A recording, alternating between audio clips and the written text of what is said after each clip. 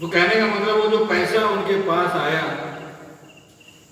सदुपयोग नहीं हो पाए और उस पैसा के कारण अशांति भी रही, अशांत होकर के मरे। तो कहते हैं जो अति लोभी है ना, वैराग्य की बात गुरुदेव तो उसमें वैराग्य की बात बताए, संन्यास दीक्षा दी, ये करो वो करो सब समझाए, लेकिन व्यक्ति नहीं करेगा तो कमी तो उसी के अंदर है। क्रोधी सम, और जो क्रोधी व्यक्ति है, क्रोधी व्यक्ति को यदि आप शांति की बात करेंगे तो और ज्यादा क्रोध करता है। अति क्रोधी, क्रोधी का मतलब अति क्रोधी। और कामी, अति कामी जो व्यक्ति है उसके सामने यदि आप हरि की कथा कहेंगे, भगवत कथा कहेंगे और वो कहेंगे पार्टी में चलते हैं, खाने पीने में उसमें तो राजी हो जाएगा, लेकिन हरि कथा की बात यदि करेंगे तो उसको स्वीकार नहीं करता है। वो कहते हैं ये सब कैसे हैं, ऊसर बीज बैन फल देता। ऊसर भूमि में कोई बीज जब डालते हैं तो वो फिर उपजाऊ नहीं होता, अंकुरित नहीं होता। तो भगवान ने लक्ष्मण को कहा कि देखो हम लोग विनय करके देखे, ये माना नहीं, इसलिए आप मेरे धनुष बाण लेकर के आओ। लक्ष्मण बाण सरासन सो सो बारिधि विशीख कृषाण। और भगवान अस कही रघुपति चाप चढ़ा, भगवान बिल्कुल धनुष में बाण तानने लगे और तानते ही जो समुद्र है वो खोलने लगा और उसमें जितने भी मगर है, उरग है, जस है, ये सब अकुलाने लगे। खोलते हुए पानी में कोई जीव है तो उसे क्या स्थिति होगी।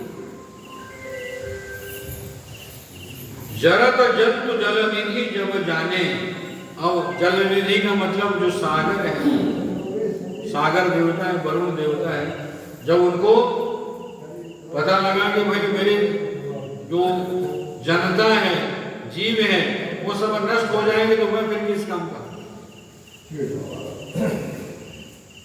तो स्वयं विप्र का रूप लिए, ब्राह्मण का रूप लिए और सोने के थाली में मणि लेकर के भगवान के चरणों में आए। कनक थारी भरी मणि गणनाना विप्र रूप एउत जिमान। कनक थार भरी मणि गणनाना विप्र रूप, देखो ब्राह्मण के रूप में, किसके रूप में, ब्राह्मण के रूप में। और भगवान का नियम है कि चाहे वो देवता हो, सुर हो, महिषुर, महिषुर का मतलब होता है ब्राह्मण, सुर, महिषुर, हरिजन का मतलब होता है भगवान की भक्त, और गाय, इन चारों को भगवान बाण नहीं मारते। तो इसलिए वो विप्र रूप ले लिया। भगवान भले तान करके रखे हैं, विप्र रूप लेकर के सामने जब आ गया तो भगवान को मारेंगे नहीं। वो कहते हैं उस समय भगवान कि चलो ठीक है, शरण में जब आ गए, शरणागत को भगवान नहीं मारते, लेकिन भगवान उनको पूछते हैं कि देखो ये हम तो समुद्र को सुखा करके जा सकते हैं, अग्निबाण मारेंगे समुद्र सूख जाएगा, रास्ता मिल जाएगा, हम लोग उस पार चले जाएंगे। लेकिन आपको यदि कोई मार्ग पता है समुद्र के अंदर यदि हम लोग जा सकते हैं तो मार्ग आप बता सकते हैं हमें।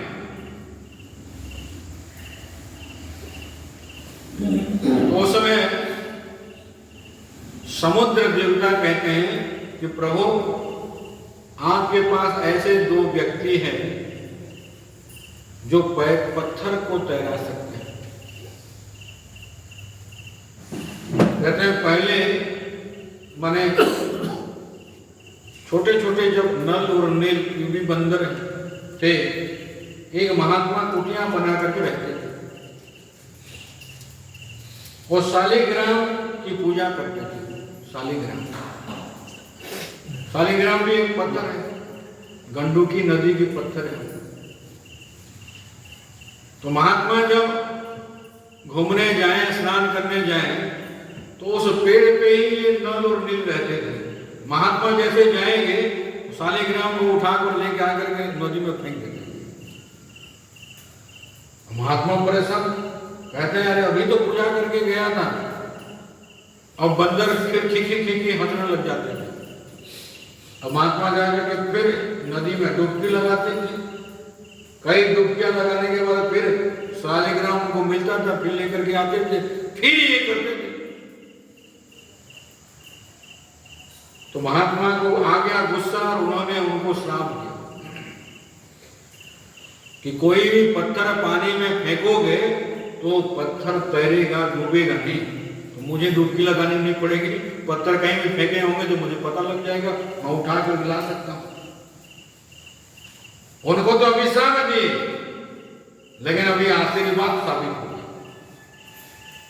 तो सागर देवता कहते हैं नाथ नील नल कपि दो भाई लरिकाई ऋषि आशीष पाए तिनके परस किए गिरि भारे तरी हई जलधि प्रताप तुम्हारे।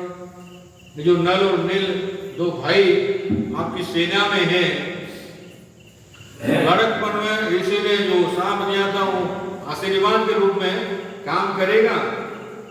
उसके स्पर्श करते ही बड़े बड़े जो पहाड़ हैं, पत्थर हैं, ये सब तैरने लग जाएंगे।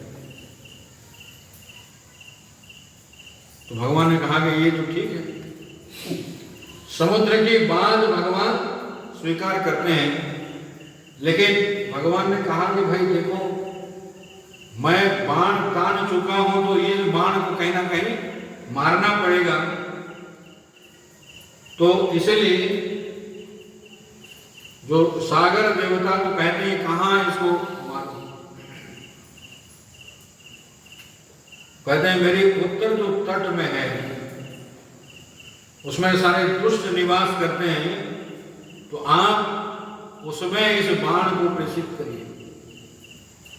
भगवान वहां मारते हैं, सब जल करके राख हो जाते हैं, क्योंकि वो अग्नि बाण था।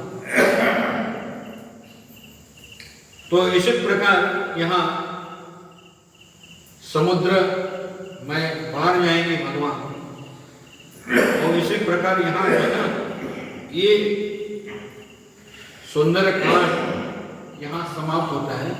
लेकिन सुंदर कांड में उसका फल बताया। 3 प्रकार जो भी पाठ करते हैं, कोई भी जो भी भक्त पाठ करते हैं, कुछ लोग तो हैं रोज भी पाठ करते हैं, कभी किसी अवसर में कोई पाठ करता है। तो पाठ जब करेंगे उसमें लाभ क्या होगा? कहते हैं एक तो यहाँ एक छंद है, छंद में अंतिम में बताएं, सुख भवन संशय समन धवन विषाद रघुपति गुण गण तज सकल आस भरोस गावई सुनहि संतत सठ मना। 3 चीज इसमें बताइए, सुख भवन, संशय समन, विषाद दवन, ये फल है। कहने का मतलब आपके जीवन में सुख ही सुख हो जाएगा। जो पाठ करते हैं उनके जीवन से दुख दूर हो जाएगा। एक तो व्यक्ति भाव से भी पाठ करता है और बिना भाव से भी पाठ करता है। बिना भाव से भी पाठ करेगा तभी भी पुण्य होता है। अब ये ऋषि मुनियों की वाणी है, शास्त्रों का निचोड़ है। तो बिना भाव से भी जो पाठ करेगा उसको भी पुण्य प्राप्त होता है, लेकिन जो व्यक्ति भाव से पाठ करता है उसके जीवन से दुख दूर हो जाते हैं। वो स्वयं सुख का भवन बन जाता है। कहने का मतलब जिस भवन में सुख ही सुख है, दुख का लेश भी नहीं। दूसरा लाभ है संशय शमन। जीवन में अनेक प्रकार के संशय हैं, तो जो संशय है, सबसे बड़ा संशय है कि मैं भगवान के पास जाऊंगा कि कहां जाऊंगा। कहने का मतलब मुक्ति मिलेगी कि पता नहीं कोई और लोकांतर मिलेगा, क्या मिलेगा।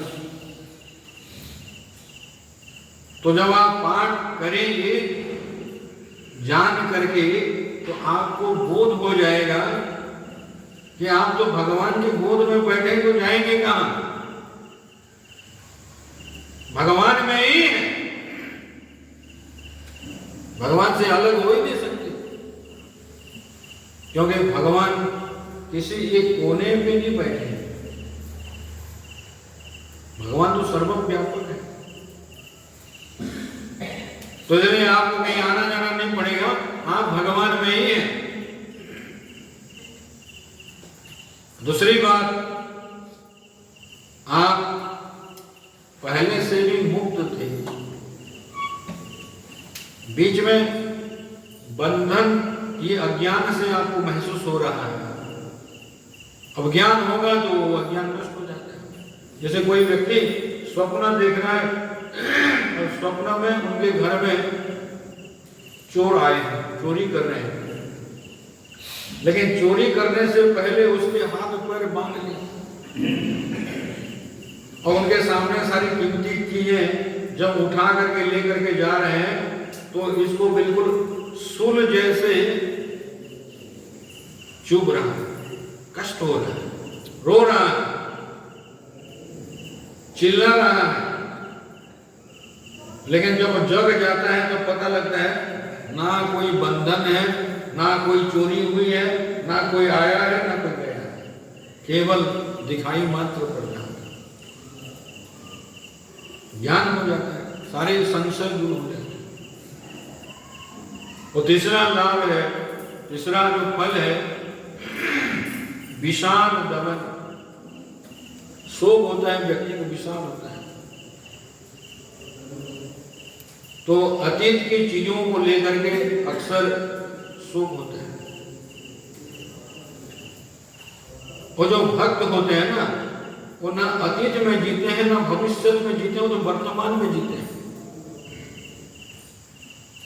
नातीतम चिंतयेत्यसौ भविष्यम नानुसंधत्ते वर्तमान निवेशन्तु हसन एवाति वर्तते। अतीत में जो घट गया था उसके बारे में सोचने जो हो गया, क्या करना उसके बारे में सोच करके, जो गया गया उसके बारे में सोचते नहीं। और वर्तमान ही भविष्य होता है। केवल भविष्य के बारे में कल्पना करने से भविष्य नहीं बनता है, वर्तमान ही भविष्य का रूप लेता है। इसलिए वर्तमान को ही वो ठीक से संपादन करते हैं। कोई शोक नहीं है, कोई विषाद नहीं है, सुख ही सुख है, संशय का नामो निशान नहीं है और विषाद भी नहीं है उनके जीवन में। ये फल मिलता है। तुलसीदास जी महाराज इसको बताए और अंतिम दोहा है, सकल सुमंगलदायक रघुनायक गुणदायक तरहि भव सिंधु बिना जल जान। सकल सुमंगलदायक रघुनायक गुणगान। भगवान के जो गुण हैं उसका यदि आप गान करते हैं, बखान करते हैं, कथन करते हैं तो संपूर्ण मंगलों को देने वाला है। जीवन में मंगल ही मंगल होगा। वो जो व्यक्ति सादर सुनहि, आदर के साथ, भाव के साथ जो व्यक्ति श्रवण करता है, कहते हैं बिना जहाज से समुद्र पार कर जाता है, बिना जहाज। तरहि भव सिंधु बिना जल जान। कहने का अभिप्राय, उसके लिए जो समुद्र है, समुद्र रहता ही नहीं।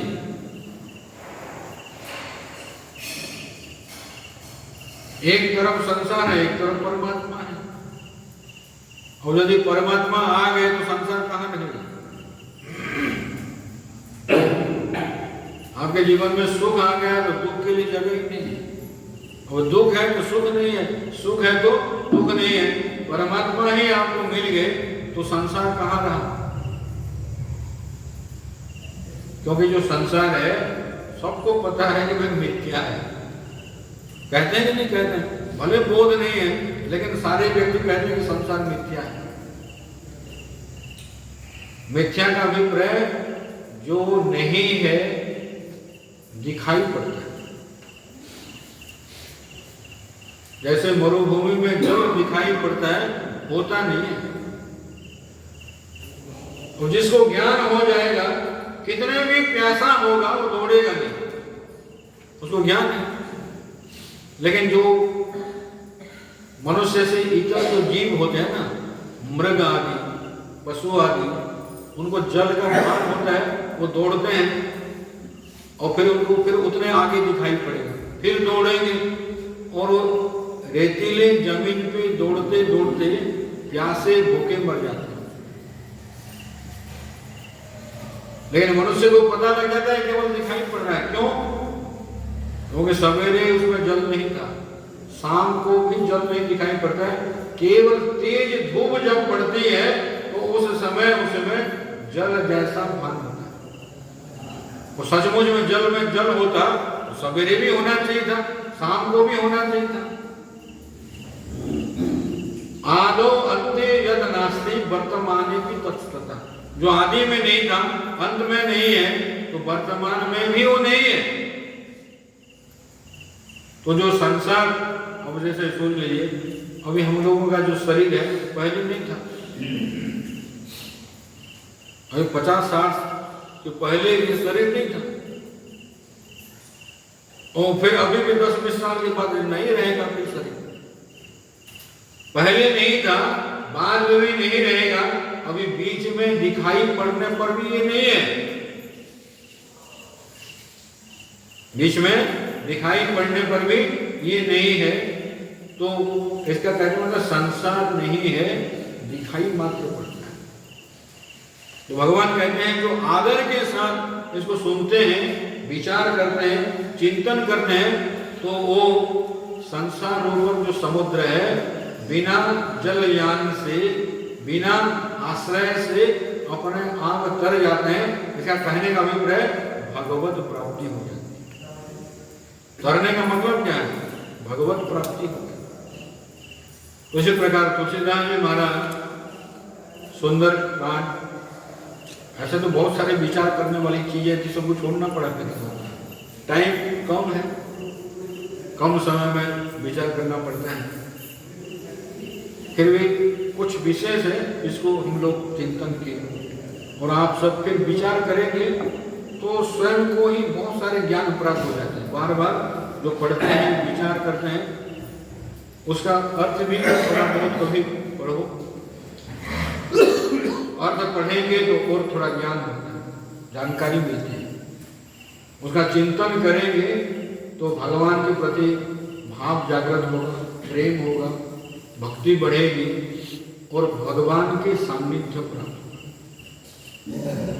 तो इसी प्रकार यहाँ रामचरितमानस जो तुलसीदास जी महाराज के द्वारा लिखित है, सुंदरकांड, इसकी बहुत महिमा है, सब आप लोग पढ़ते हैं और थोड़ा चिंतन करेंगे तो जो निष्कर्ष है उसका बोध होगा, भगवत प्राप्ति होगा।